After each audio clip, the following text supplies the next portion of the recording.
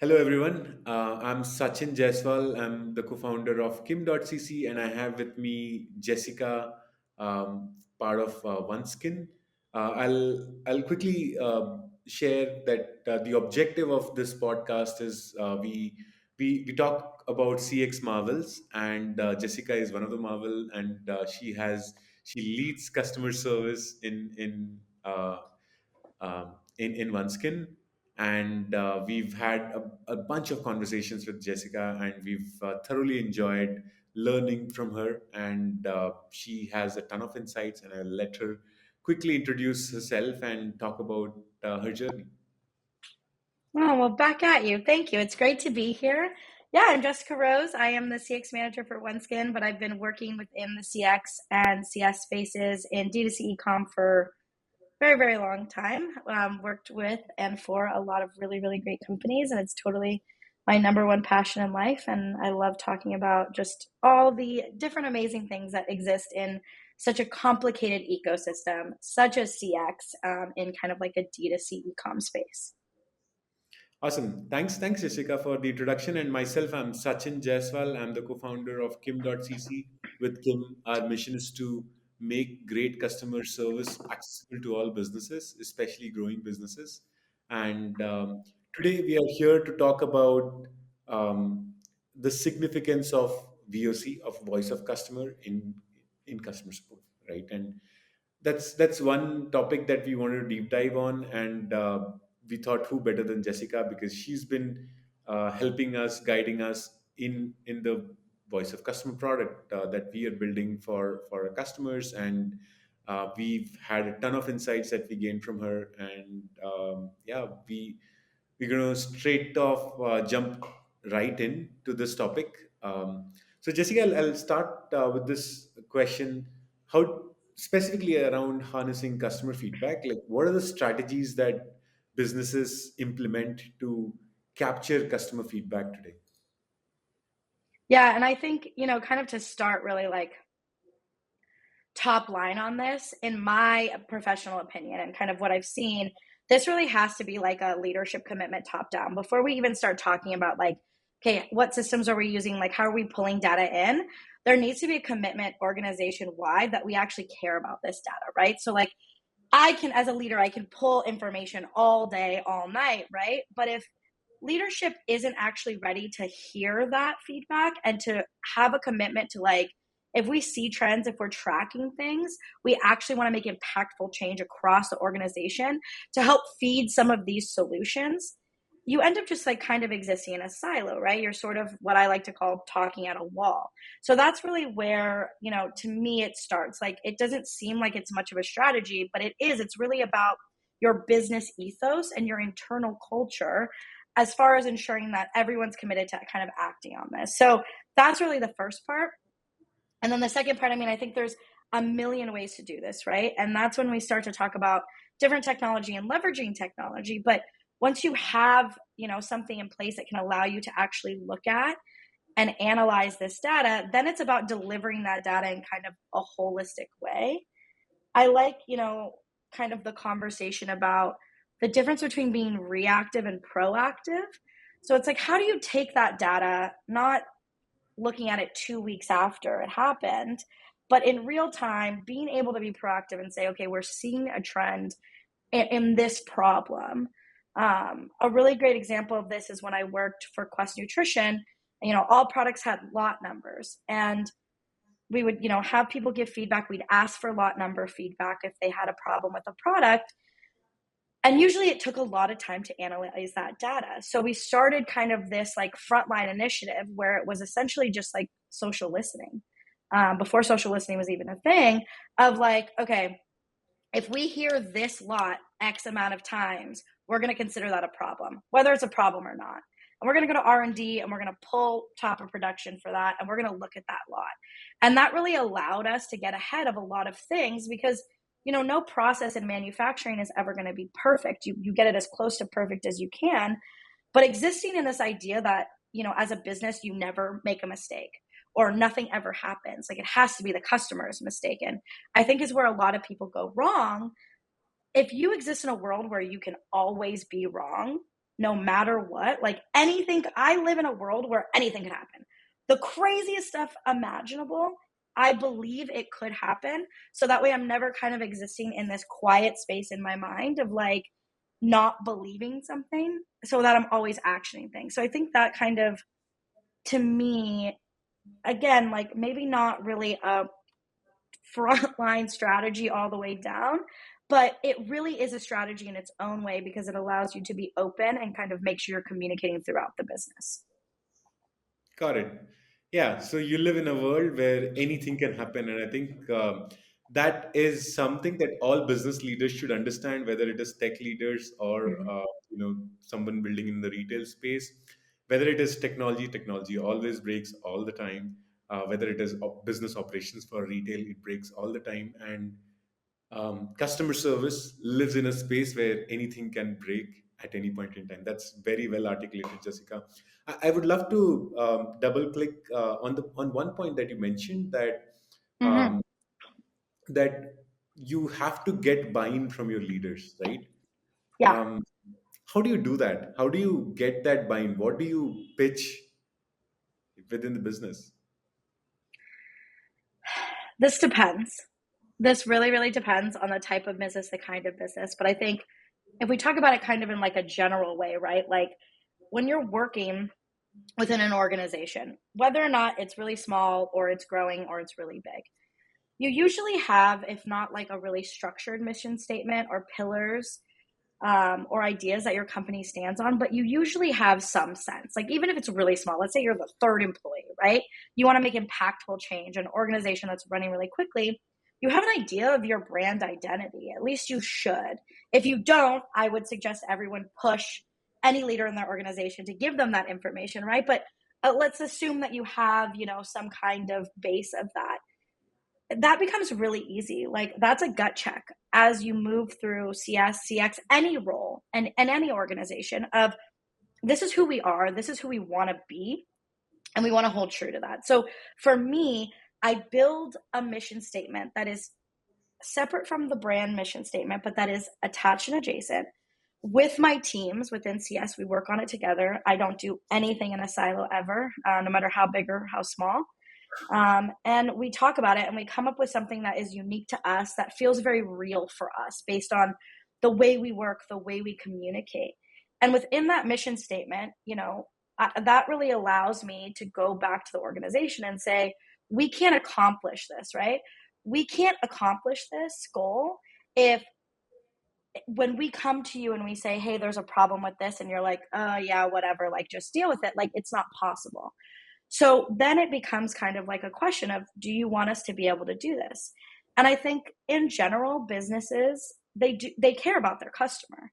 Some in a more, deep rooted way than others. I can say at Oneskin for sure, like the customer is beyond number one. Like, we will pretty much make any sacrifice that we possibly can to ensure that they have a really great experience, because we know that we can't serve our overall mission if we're not able to provide them with a product that they can actually use and that is impactful and works for them. So with all of that being said, like, that's really how I drive the conversation of like, do you want to be able to do this? And when you ask a question like that, it kind of makes the other person think. It's different than coming to someone, in my opinion, and saying, well, this is what is happening, this is what we need to do. When you ask a question, it's like, look, it's either do or do not. I can flow either way, but this is what I've heard from you, and this is what I've heard is important to you. And this is how we can serve that importance and that feeling that you have and that mission. And that usually helps like loosen up the conversation and allows people to be really open to, this customer centricity that can exist beautifully within an organization throughout all departments when everyone kind of has this buy-in. So I think it's just about doing the work, really looking at it too. Like, part of doing that mission statement work is really looking at yourself as a leader, your team looking at themselves, your team looking at you looking at your team, and understanding like, we're not just talking about solve rates or first response times, right? We're talking about each other and we're talking about the customer, and really existing within that kind of conversation consistently helps essentially allow us as a department to lead by example, I think. Got it. Thanks for sharing that, Jessica. But let's can you make it real for us? Um, Mhm. how did you go about convincing your stakeholders at OneSkin to really look at voice of customer to get customer feedback and actually work backwards in improving the business? Yeah, when we talk about VOC, I mean, here's the thing. OneSkin, they made it easy, 100%. Probably the easiest it's ever been in my career. I mean, they really top level care about what's going on, kind of like really deep down in the business and making sure that every piece of feedback is actioned. And I mean that wholeheartedly. Every founder, every member of the team really cares about the customer. But overall, as far as like actioning a VOC program, really what I kind of laid out for them was how much easier it becomes when you have a consistent way to report and also deliver this information to different stakeholders, because at the end of the day, everyone who's involved in the business is going to care about different things for a reason. That's what makes us a team. That's what helps us move our individual wheels so that we can be more cohesive. So I really talked through VOC being this kind of centricity point of I can deliver exactly what each stakeholder wants to see so that they have actionable feedback for their part of the business and their aspect of what they're trying to solve, so that when they're making decisions, they're not just making decisions based off of growth or whatever it is. They're taking this information from the customer. A great example of this is subscription. We got a lot of feedback, and I can talk about this now because we've officially worked through all the kinks, but we got a lot of feedback on the subscription management system and how it was clunky or customers had issues.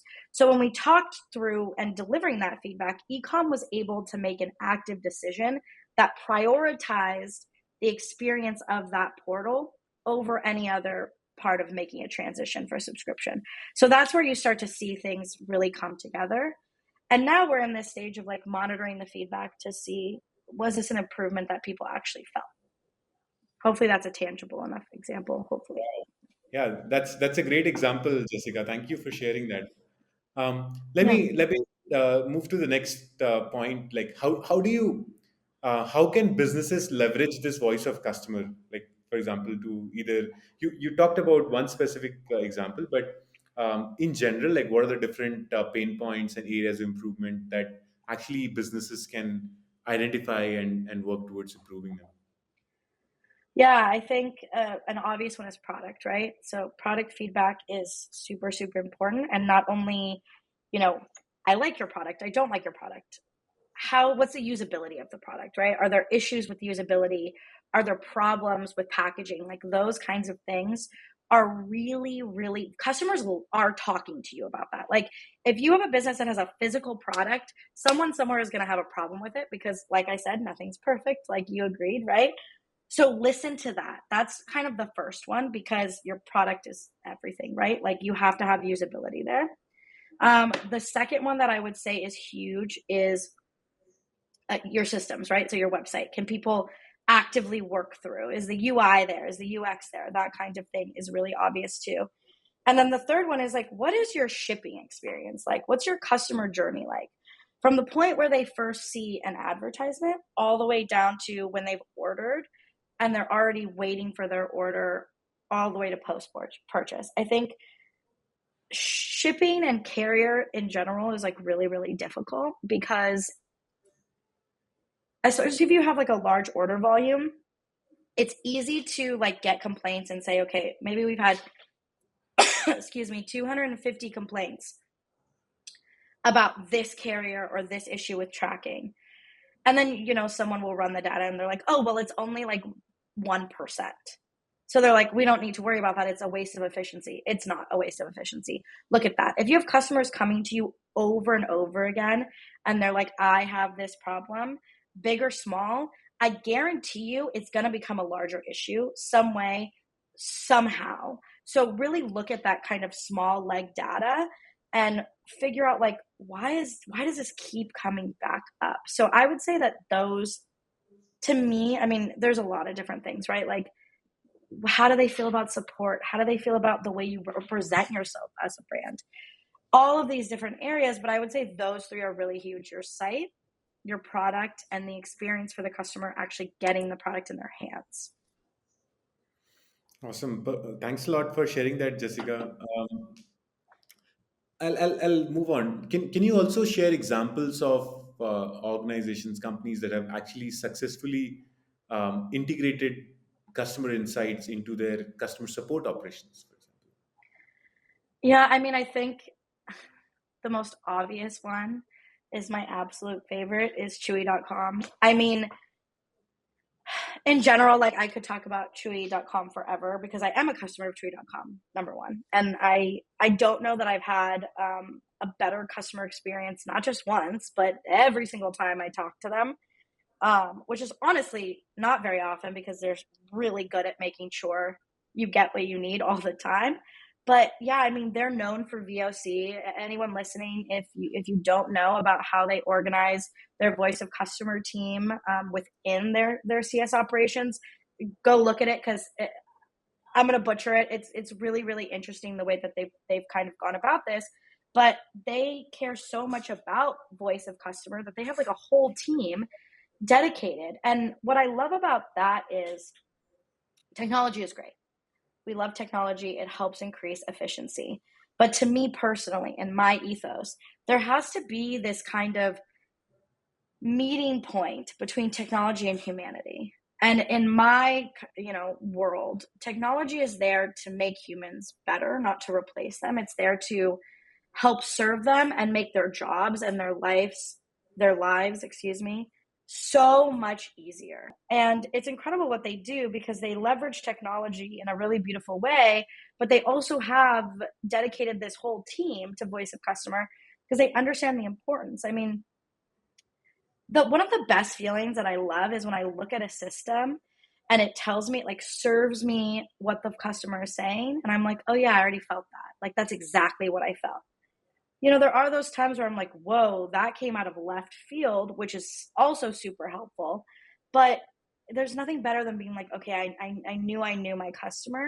And I think that kind of intersection of technology and humanity is like this gut check for both, right? For the system and for the actual person doing the work of like, kind of what's going on. But I mean, Chewy.com in general, like this team really drives change within the organization. So it's really impressive. And to me, again, it's like a huge show from leadership of how important the customer is. And if you haven't ordered from Chewy.com, if you don't have pets, I'll tell you that is felt all the way down to the customer level. Like, you genuinely feel like they are there to help you. Like, there's never kind of any other feeling other than, I need this for my pet.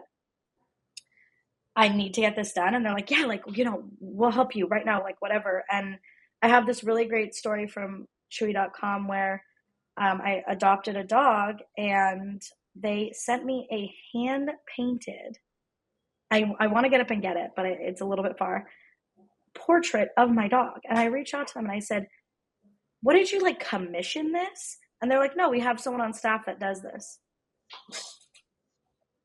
Think about the level of like how tapped in you are with understanding how your business is about pets and being so tapped in that you have someone on staff that is ready to send these gorgeous paintings of someone.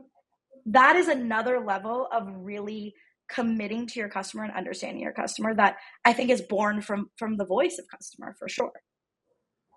Got it. Thanks, Jessica. So, what tips would you give, for businesses trying to align their customer support initiatives with the preferences and expectations of the customer? Yeah, I would say be really careful because there's a difference between someone saying, I hate this pen. This pen doesn't work. I hate you guys. You guys suck. You're the worst ever. Right? That's a need. I need a replacement of this pen. And then really I'm trying to sign a birthday card for my dad who's 95 and I'm pissed off because this is the only pen I have in the house. This is a stupid example, but this is the only pen I have in the house and I can't sign the card. That's an emotional need. So being able to really understand the difference between the need your customer has from a business perspective, and if they're having an emotional need that's not being fulfilled and that you're the reason for that, that's like a totally different game changer. So my advice is really understanding how to sort through contact reason. Why is a customer talking to us?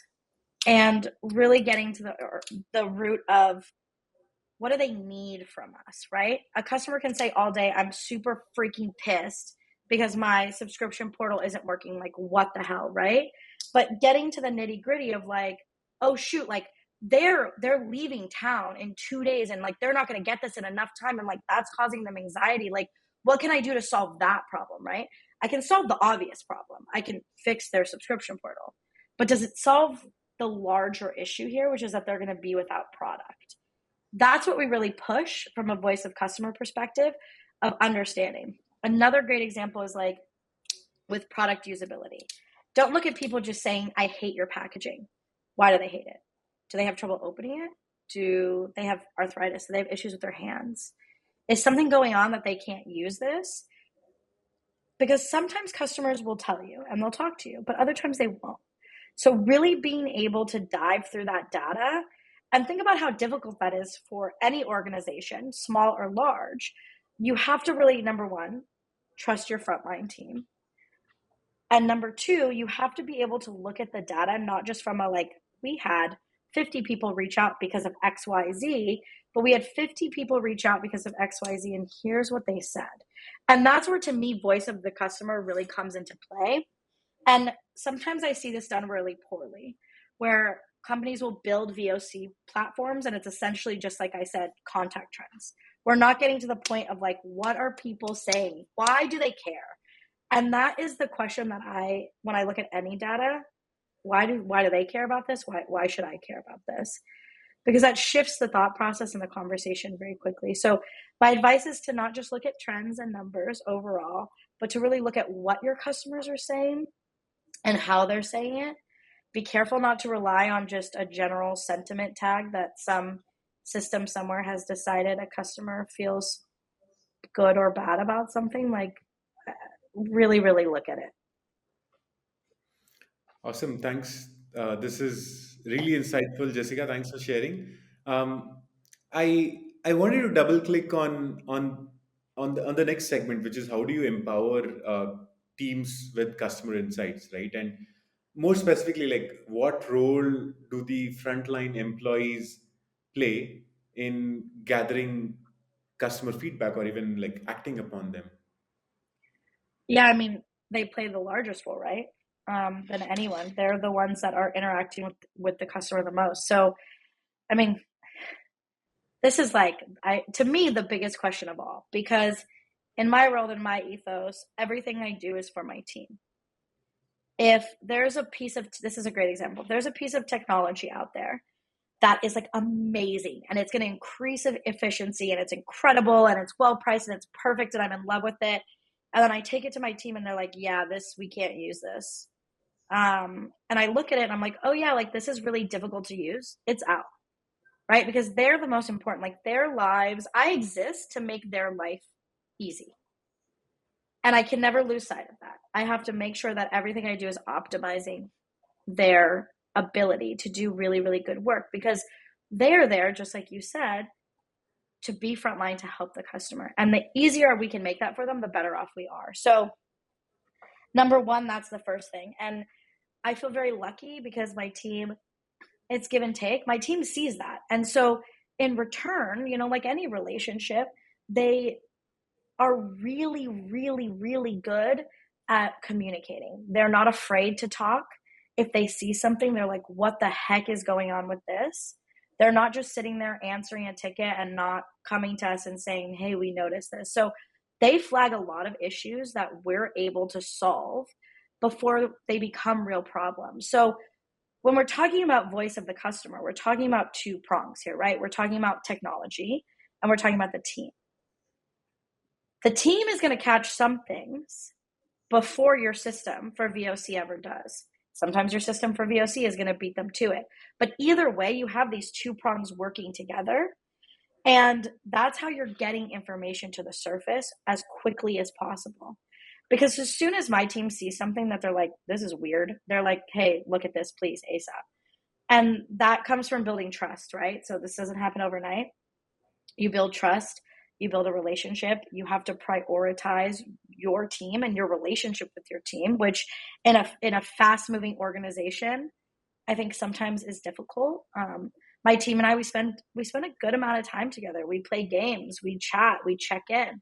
We just had our weekly huddle earlier today, and we literally spend not just time but quality time talking about what's going on in the organization, and then also having a little bit of fun. So there's a lot to it, and there's a lot of different areas that we work really hard to make sure that the team feels heard. But I mean, they are always going to be the first interaction with the customer, and you can't forget about them.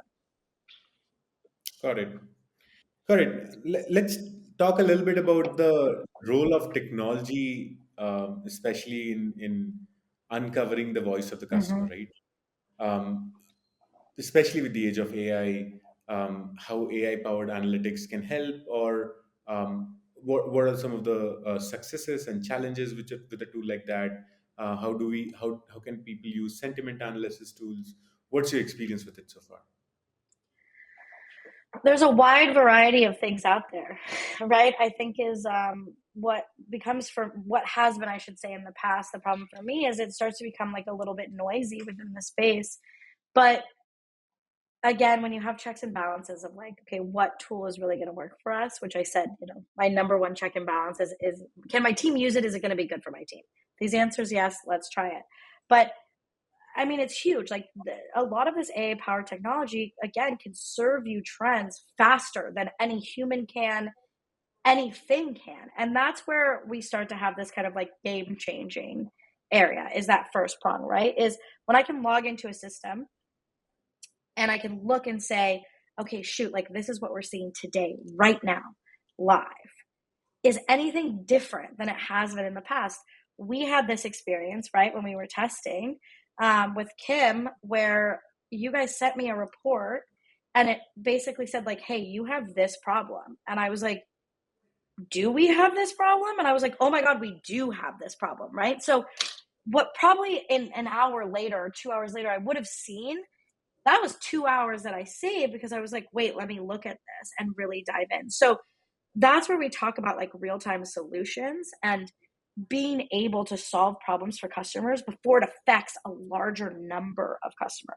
I think it's really important. When we talk about sentiment, like I said, I get real tricky and weird about sentiment because in the past, sentiment has been kind of this like it's either negative or it's positive. I mean, two things can exist at once. Seven things can exist at once.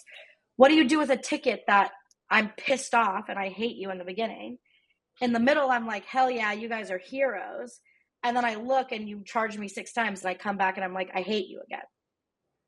How are we kind of categorizing how I feel as a person? Because it's ebbing and flowing. So, I think it's important to look at sentiment over time as well. But I also don't write sentiment off completely. I think sentiment is super, super helpful, especially for the agent.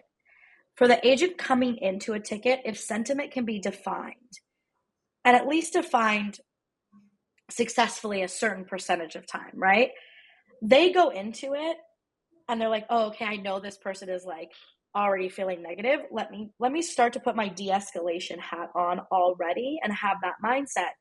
Because we talk about email and chat in general. I mean, raise your hand if you've been texting with someone in your life and you thought you were having a happy-go-lucky situation and really this person is like pissed at you.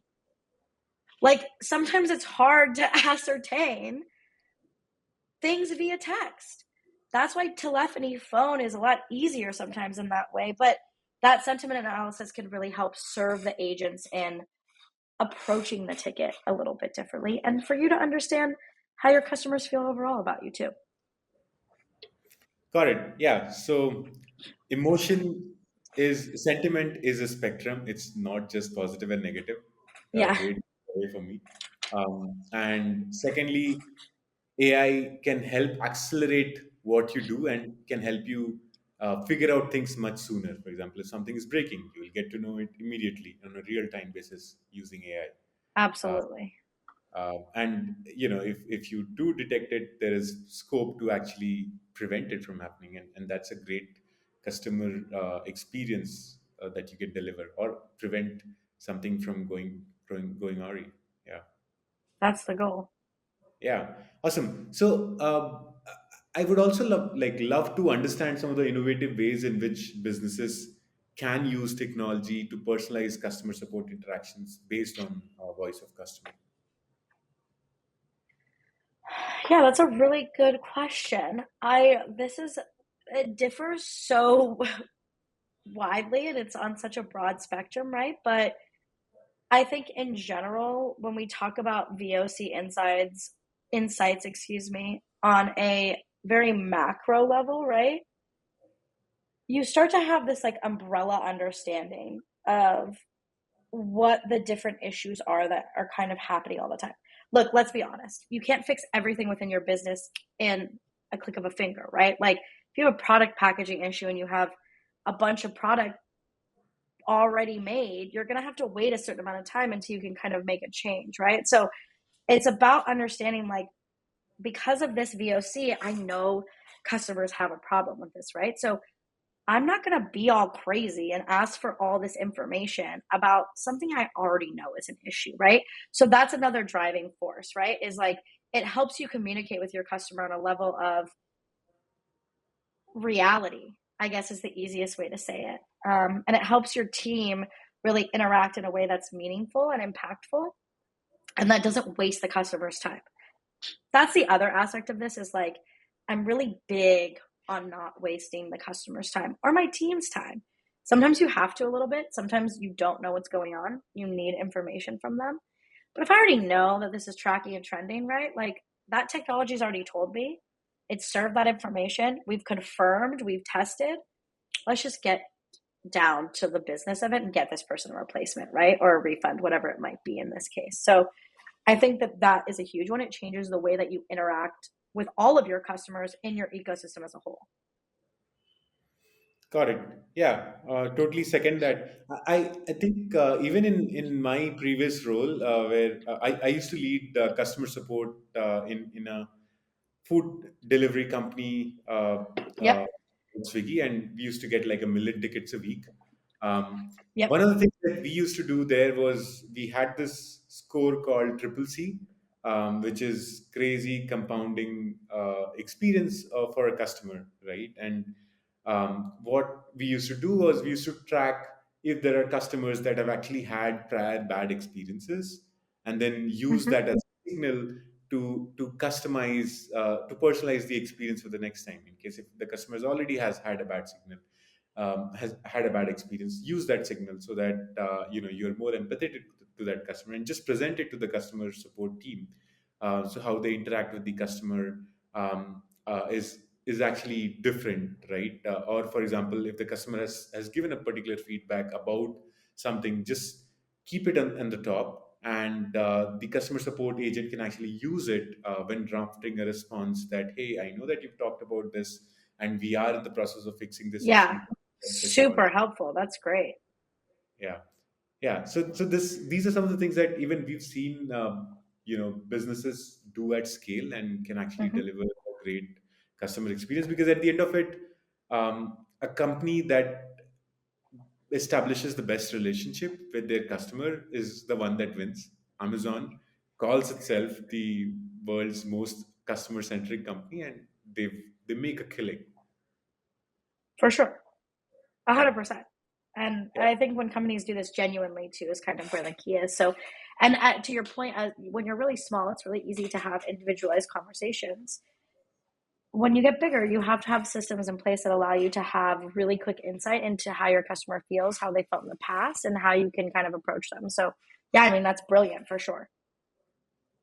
Yeah. So moving on to like, how do you measure success, especially for an initiative like that? Like, what are some of the KPIs that businesses should track to measure the effectiveness of their voice of customer, uh, uh, or all the initiatives that you're doing around this?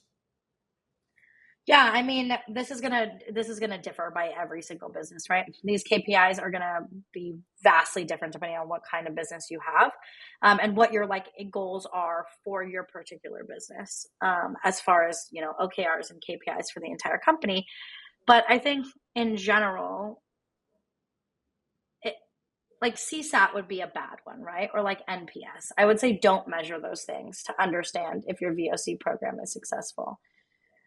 I would say measure the change and shift that you see within the organization to see if your VOC is successful. Is feedback being taken seriously would be the first one, right?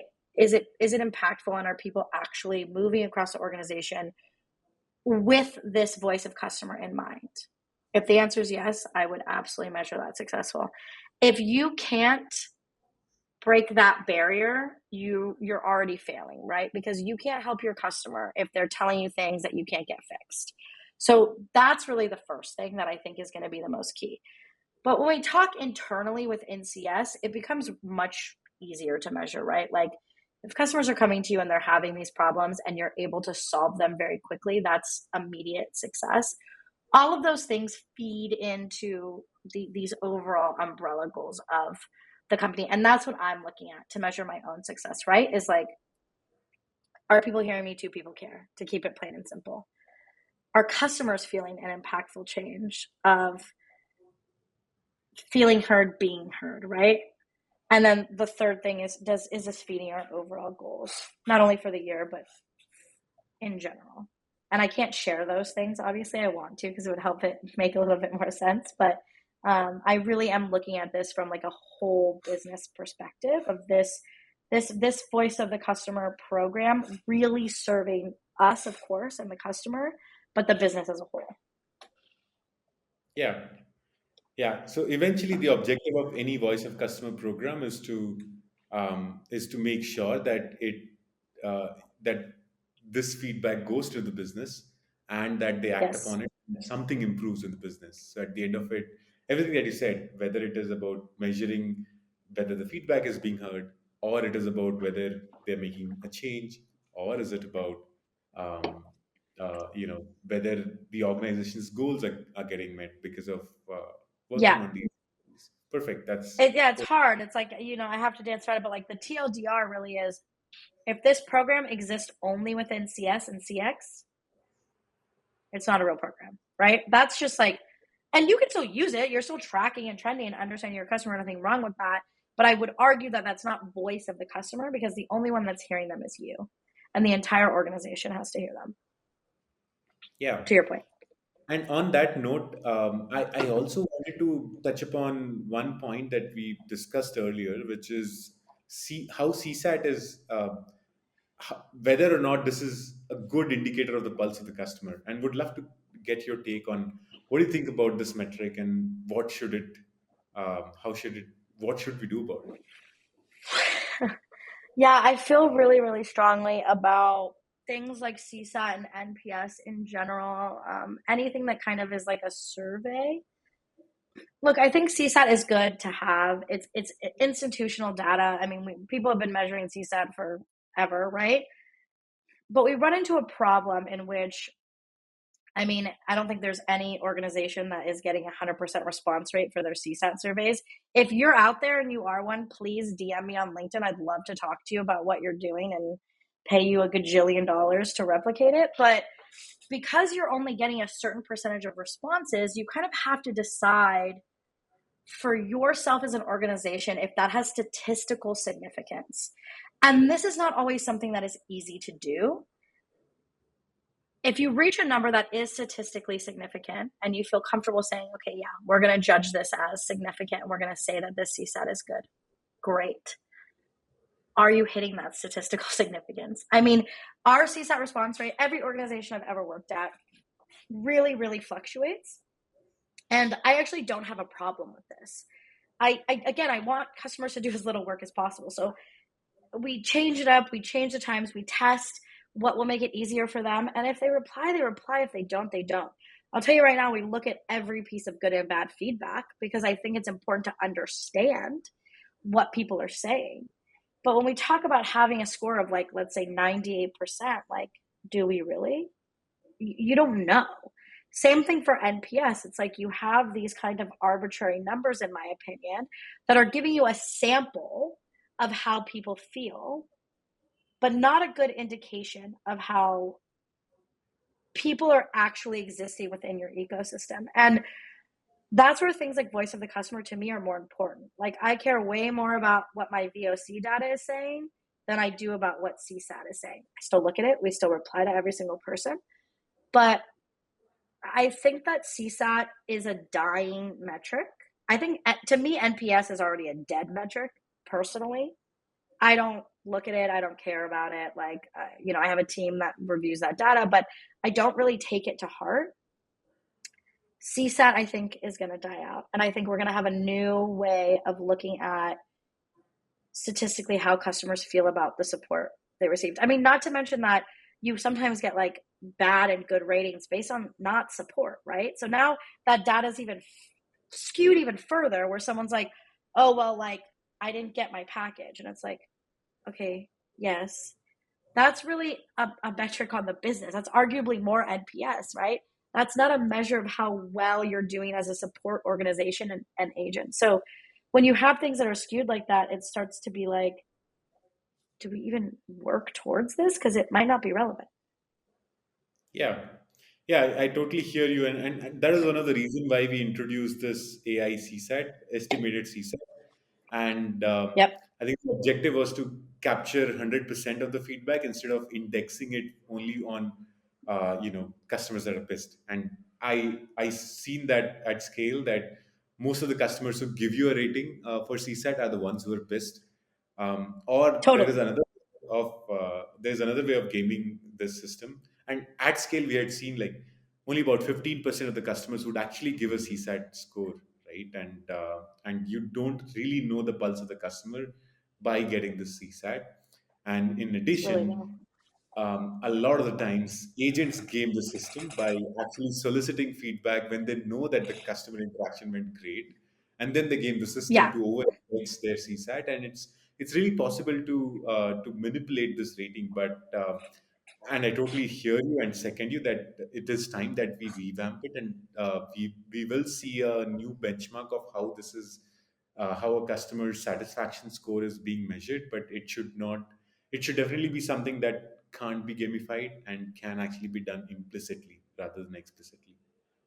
100%. I agree with that 1,000% because it's so true. It's like it starts to become so arbitrary, and you sit there like, and then you have people who outside of the CS, CX ecosystem in your organization who like really care about this number, and you're just like, why? And that's, we start to have this conversation in a broad way too about like VOC and CS and CX, where it's like you have these aspects of the business, like finance, marketing, growth, whatever it is, that have these really hard and fast numbers that are easy to measure. And then you exist within CS and CX, and it's not as easy to measure. And so it's amazing to see companies like yourself and people, that are trying to take that kind of brunt off of CS and CX and provide these really real, tangible numbers that are actually going to allow, I think, the confidence level to increase and allow more people who work in the CX space to kind of have a seat at the table and have that room to provide that actionable data. Yeah. With that, Jessica, thank you so much for your time today. This has been really insightful discussion. I really loved the conversation and the insights and the takeaways for all of us. And I think definitely one, uh, if you are a business trying to set up a VOC system, understand why you want to do this and make sure that there is buy-in. Just summarizing what everything that Jessica said, understand why there is buy-in. To try and integrate that into customer support operations, as gathering voice of customer feedback. Three, empower them with customer insight so they can focus on delivering a wow experience with their customers. So give them the VOC. Use AI extensively, and figure out how AI can actually help you get that pulse of the customer quickly so that you can take action and improve customer experience. And finally, measure how effective the voice of customer program is doing, but definitely don't rely on very simple metrics like he said. So thank you, Agreed. Jessica. This has been a great Thank you. conversation so far. And to all the listeners out there, do subscribe and please follow Jessica. She gives a lot of inputs on CX, and definitely one of the top leaders that we would recommend. So sweet. Always good to talk to you. Thank you. It's been a pleasure.